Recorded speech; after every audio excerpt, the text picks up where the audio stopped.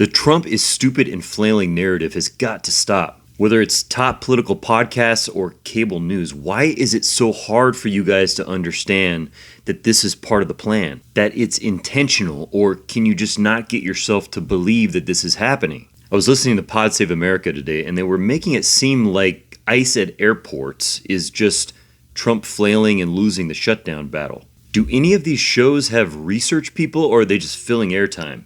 I know that I tend to pack more in than most, but come on. It couldn't be more obvious what's happening, but if you've followed me for a while, you know that this is unfortunately a common tale. But let's dive into the Homeland Security section of Project 2025, unironically written by Trump's former immigration guy, Ken Cuccinelli. The plan has always been to create one unified force, to combine ICE and CBP, which has already effectively been done as we see them running joint operations all over the place. You often can't tell which is which. Greg Bovino, who was CBP, was leading mostly ICE agents in Minnesota. The idea is to eliminate bureaucratic drag with one flexible, aggressive force. Also in the Homeland Security section of Project 2025 is abolishing or privatizing the TSA. And this manifested itself in the Abolish the TSA Act of 2025 introduced by Mike Lee and Tommy Tuberville.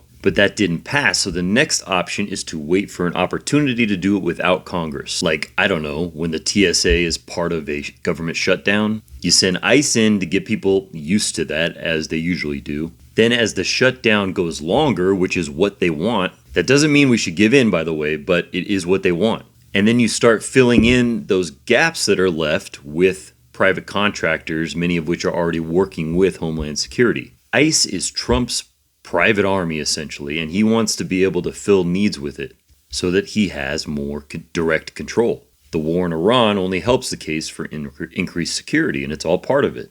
So tag left-leaning podcasts and news outlets and ask them why they won't consider Trump's authoritarian agenda as an explanation, even though it obviously makes the most sense. Trump loves keeping the media off balance, but he knows exactly what he's doing. How much power does he need to accumulate before you believe that? And why do you think he won't fund the TSA? He already has what he needs with ICE. This is part of the plan. And if you want to see my sources, please subscribe to my Substack. The link is in the bio.